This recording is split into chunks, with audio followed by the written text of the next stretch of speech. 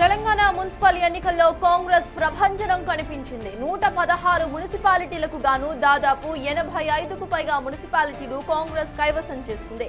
మున్సిపాలిటీలను గెలవడానికి కాంగ్రెస్ వేసిన వ్యూహాలు ఫలించాయి. ఈ ఫలితాలు కాంగ్రెస్ 2 ఏళ్ల పాలనకు ప్రజలు ఇచ్చిన తీర్పంటున్నారు అధికార పార్టీ నేతలు. మున్సిపల్ ఎన్నికల ఫలితాలు కాంగ్రెస్ శ్రేణులు మంచి జోష్ మీద ఉన్నారు.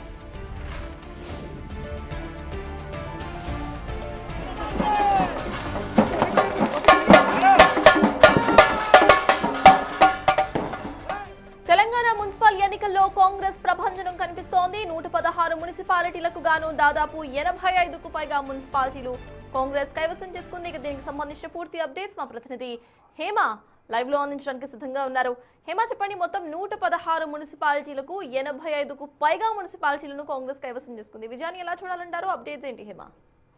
మొత్తానికి తెలంగాణ రాష్ట్రంలో జరిగినటువంటి మున్సిపల్ ఎన్నికల్లో హస్తం హవా చాటిందనే చెప్పుకోవచ్చు. పెద్ద ఎత్తున 2 ఏళ్ల పరిపాలనకు గాను ఇప్పుడు జరిగేటటువంటి ఎన్నికలు ఒక దిక్సూచిగా కూడా ప్రతి ఒక్కరు భావించారు. అసలు ఈ ఎన్నికల్లో వచ్చేటటువంటి రిజల్ట్ ప్రధానంగా ఏదైతే 2 ఏళ్ల పాటు జరిగినటువంటి పరిపాలనకు ఒక అర్థం తెలుస్తుంది. అసలు పబ్లిక్లోకి ఏ విధంగా వెళ్ళింది ప్రజాపాలన అంటూ కూడా పెద్ద ఎత్తున డిస్కషన్ జరిగింది. సో ఈ నేపథ్యంలో మున్సిపల్ ఎన్నికలు మొత్తం కూడా 116కి దాదాపు 85 నుంచి 90 దాకా కూడా కాంగ్రెస్ పార్టీ ప్రస్తుతం కైవసం చేసుకుంది. సర్తాజ్, ఒక్కసారి ఇప్పటి వరకు కూడా ఎలక్షన్ కమిషన్ మొత్తం 2996 వార్డులకు గాను ఇప్పటి వరకు 2853 వార్డులకు సంబంధించినటువంటి రిజల్ట్స్ని అఫీషియల్గా ఎన్నికల కమిషన్ అనౌన్స్ చేసింది. అందులో కాంగ్రెస్ ఇప్పటి వరకు 1497 వార్డులను కూడా కైవసం చేసుకుంది. బీఆర్ఎస్ పార్టీ ఇప్పటి వరకు కేవలం 764 వార్డులకు మాత్రమే కైవసమైంది. అంటే ఆల్మోస్ట్ కాంగ్రెస్కి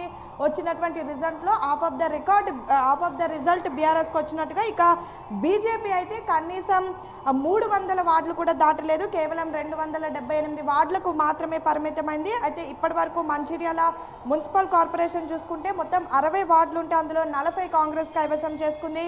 రామగుండంలో 60 డివిజన్లు ఉంటే అందులో 38 కాంగ్రెస్ కైవసం చేసుకుంది. కొత్తగూడెంలో అయితే అంటే అటు సిపిఐ అదేవిధంగా కాంగ్రెస్కి మొత్తం 22 వచ్చినటువంటి పరిస్థితి. అదే పెద్ద ఎత్తున ఒకవైపు బీజేపీ, బీఆర్ఎస్ అదేవిధంగా కాంగ్రెస్ 3 పార్టీలు కూడా ఎంతో ప్రతిష్టాత్మకంగా తీసుకొని ఎన్నికల ప్రచారం నిర్వహించారు.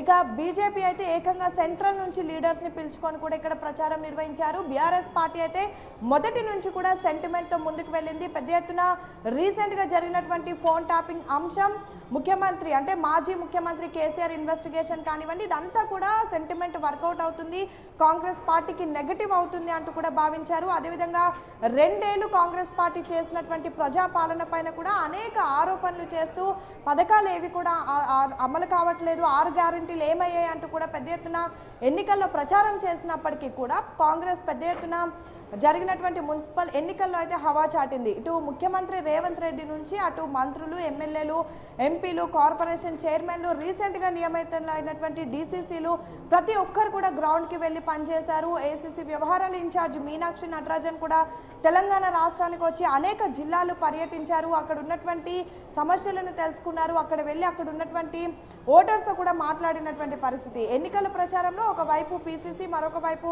ముఖ్యమంత్రి రేవంత్ రెడ్డి కూడా పెద్ద ఎత్తున ప్రచారం నిర్వహించారు. ప్రచారంలో ఈ 2 ఏళ్ల పాటు అంటే కాంగ్రెస్ పార్టీ రాష్ట్రంలో ఏర్పడిన తర్వాత చేసినటువంటి అభివృద్ధి కార్యక్రమాలతో పాటు అమలు చేసినటువంటి సంక్షేమ పథకాల గురించి పెద్ద ఎత్తున ప్రచారం నిర్వహించారు.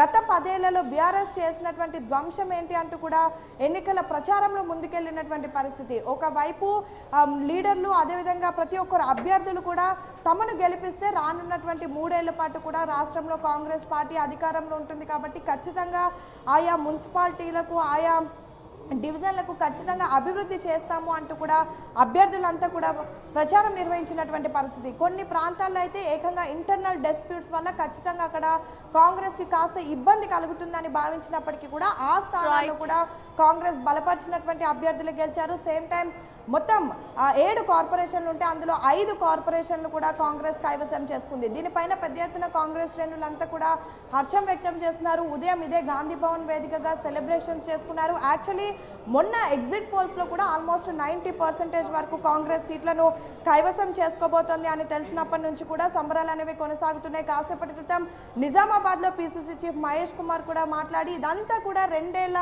ప్రజాపాలనకు ప్రజలు కట్టినటువంటి ఆదరణ, ప్రజల నుంచి వచ్చినటువంటి ఆదరణ ఇదంతా అంటూ కూడా చెప్పుకొచ్చారు. కాసేపటి క్రితం ముఖ్యమంత్రి రేవంత్ రెడ్డి కూడా ట్విట్టర్ ద్వారా కూడా అతని ఒపీనియన్ చెప్పుకున్నారు. మరి కాసేపట్లో బట్టి విక్రమార్క ప్రెస్ మీట్ ఉంటుంది. మొత్తానికైతే మున్సిపల్ ఎన్నికల్లో కాంగ్రెస్ హవా చాటిందనే చెప్పుకోవచ్చు. Sartaj. Yes, thank you Hema.